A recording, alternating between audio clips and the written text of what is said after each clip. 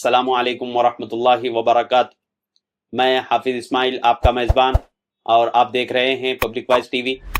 चलिए नाजरीन, आज की एक अहम खबर की तरफ हम रुख करते हैं। मंगनपल्ली घास के मामले को लेकर चिंचोली में किया गया एहतजाज। सामाइन तालुका चिंचोली के कस्बे गारमपल्ली में और चिंचोली के अतराफ व अकनाफ के देहातों में पाए जा रहे मंगनपल्ली घास की पैदावार को लेकर आज बतारीख 7 अप्रैल बरोज मंगल सुबह 11 बजे एक एहतजाज चिंचोली बसवेश्वर सर्कल के पास मुनक्किद किया गया। इस एहतजाज से किसानों ने दुख का इजहार करते हुए कहा कि इस घास की वजह से कोई भी फसल ग्रोथ नहीं कर पा रही है। हुकूमत इस नाकारा घास के लिए कोई दवा या फिर कोई इलाही अमल तैयार करे ताकि घास को जड़ से खत्म किया जाए। सामाइन आपको बता दूं कि सिर्फ गारमपल्ली में ही 30 से ज्यादा किसानों के खेतों में इस घास को पाया गया था, लेकिन रफ्ता रफ्ता अब पूरा तालुका और अतराफ अकनाफ के देहातों में इसकी पैदावार में बेतहाशा इजाफा नजर आया, जिसके चलते कई एक एहतजाज किए गए और हुकूमत से उसकी तहकीक करने की दरख्वास्त पेश की गई।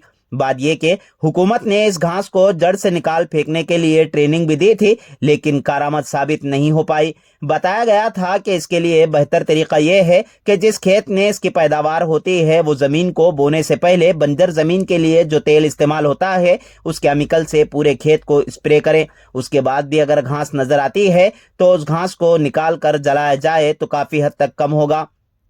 सामाइन आपको मजीद बता दूं कि काफ़ी रिसर्च और तहकीक के बाद यह मामला मुल्क ही नहीं बल्कि आलमी सतह पर जा पहुंचा और अरब ममालिक के साइंसदान हजरात ने आर्जी तौर पर यह बात बता दी कि ये फसल के लिए वायरस के मानिंद है और इसके लिए कोई दवा नहीं है। इसका एक बीज 1 लाख पौधों को जन्म देता है और ये कम से कम इस घास की पैदावार 10 से 12 साल तक बाकी रहती है। जब भी ये घास नजर आए तो उसे फौरन निकाल कर जलाया जाए तो फसलों को काफी हद तक नुकसान से बचाया जा सकता है। गोपाल एमपी गारमपल्ली ने खिताब करते हुए कहा कि हुकूमत किसानों के फसल के बका के लिए कोई इलाही अमल तैयार करे।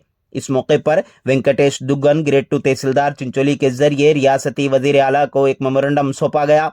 इस मौके पर के अंबारी, हनुमंत राव, हनुमंत भूवी, श्रीमंत कट्टीमनी के अलावा दीगर अहबाब मौजूद थे।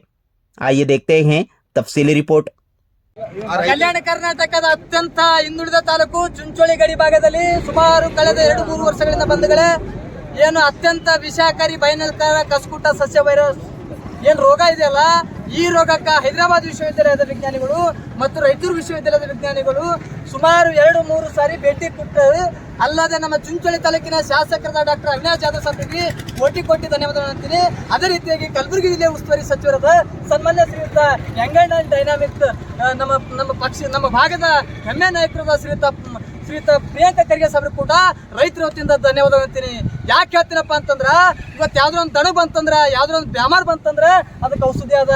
ಆದ್ರೂ ಅದು ಖುದ್ದಾಗಿ ಅವ್ರು ವೀಕ್ಷಿಸಿ ಇವತ್ತ ವಿಧಾನಸೌಧ ನಿಂತ್ಕೊಂಡು ನಾನು ರೈತರಿಗೆ ಪರಿಹಾರ ಕೊಡ್ತೀನಿ ಅಂದ್ರೆ 12ನೇ ತಾರೀಕು ವಿಧಾನಸೌಧ ಚರ್ಚೆ ಆಗ್ಯದ. 14ಕ್ಕೆ ಚುಂಚೋಳಿ ಬಂದಾರ ವರದಿ, 11ನೇ ತಾರೀಕು ಬಂದದ ವರದಿ ಆಧಾರಿತವಾಗಿ ನಮ್ಮ ಕಲ್ಯಾಣ ಕರ್ನಾಟಕದ ರೈತರ ಹಿತವನ್ನು ಬಯಸುವಂತ ಕರ್ನಾಟಕ ಸರ್ಕಾರ ಕೂಡಲೇ ರೈತರಿಗೆ ನ್ಯಾಯವನ್ನು ಕೊಡಬೇಕು, ವರದಿ ಆಧಾರಿತವಾಗಿ ನ್ಯಾಯ ಕೊಡಬೇಕು.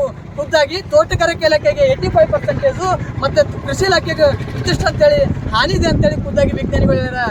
ಈ ಮಾತು ನಾವು ಹೇಳ್ತಾ ಇಲ್ಲ, ಈ ಮಾತು ಇವತ್ತು ನಾವು ಮೇಕೆಗಳನ್ನ ಕುರಿಗಳನ್ನ ತಿನ್ನೋದಂತ ತಪ್ಪಲಿಲ್ಲ, ಅಂತ ಕುರಿಗಳಿಗೆ ಕೂಡ ಇವತ್ತು ಡೈಜೆಕ್ಷನ್ ಆಗಲ್ಲಂತ ವಿಜ್ಞಾನಿಗಳು ಅಂತ ಹಲವಾರು ವಿಷಯಗಳನ್ನು ಇವತ್ತು ಮುಚ್ಚಿಡ್ತಾ ಇದ್ದಾರೆ. ಬಂಧುಗಳೇ, ಇವತ್ತು ಯಾವುದೇ ಪಾರ್ಟಿ ಪಕ್ಷದ ವಿರುದ್ಧ ಹೋರಾಟ ಅಲ್ಲ, ಈ ಹೋರಾಟ ಸರ್ಕಾರದ ವಿರುದ್ಧ ಹೋರಾಟ ಅಲ್ಲ, ಈ ಹೋರಾಟ ನೊಂದ ಉದ್ದು ಹೆಸರು ತೊಗರಿ ಬೆಳೆಗಳನ್ನು ಕಳ್ಕೊಂಡಿರುವಂತ ಸರ್ವ ಧರ್ಮದವರ ರೈತರ ಈ ನಾಡಿಗೆ ಅನ್ನ ಕೊಟ್ಟಿರುವಂತ ಅನ್ನ ಪ್ರಭುಗಳ ಹೋರಾಟ. ಬಂಧುಗಳೇ, ಈ ಹೋರಾಟ ರೈತರನ್ನ ನ್ಯಾಯ ಕೊಡ್ಬೇಕಂತೇಳಿ ಈ ಹೋರಾಟ ಕೇಂದ್ರ ಸರ್ಕಾರದಲ್ಲಿ ವರದಿ ಇದಕ್ಕೆ ಅನುಮೋದನೆ ಕೊಟ್ಟು ರಾಜ್ಯ ಸರ್ಕಾರ ಅದಕ್ಕೆ ಅನುಮೋದನೆ ಕೊಟ್ಟು ರೈತರ ನ್ಯಾಯ ಕೊಡ್ಬೇಕು ಅನ್ಸ್ಕೊತೀನಿ. ಧನ್ಯವಾದಗಳು. ಗೋಪಾಲ್, ಈಗ ನಾವು ಹಿಂದೆ ನೋಡಿದ್ವು ಪೋಲಿಯೋ ಎಷ್ಟು ಡೇಂಜರ್ ಹೋಗಿತ್ತು. ಮನೆಗೆ ಒಂದು ಪೋಲಿಯೋ ಆಗ್ತಿತ್ತು, ಮನೆಗೆ ಒಂದೊಂದು ವರ್ಷ ಪೋಲಿಯೋದಾಗ ಪೀಡಿತ ಆಗ್ತಿತ್ತು. ಆ ರೋಗ ಇದು ಮಾಡಕ್ಕೆ ಸ್ಟಾಪ್ ಮಾಡಕ ಲಸಿಕೆ ಸಿಕ್ತು, ರಿಸರ್ಚ್ ಮಾಡಿದ್ರು. ಆಮೇಲೆ ಅದಕ್ಕಿಂತ ಮೊದಲು ಚೇಚಕ್ ಆಗ್ಲಿ, ಕಾಲರ ಆಗ್ಲಿ, ಟಿಬಿ ಆಗ್ಲಿ, ಇಂಥ ರೋಗ ನಿರೋಧಕ ಶಕ್ತಿ ನಿರೋಧ ಸಲುವಾಗ ಔಷಧ ಕಂಡು ಹಿಡಿದ ಸರ್ಕಾರ.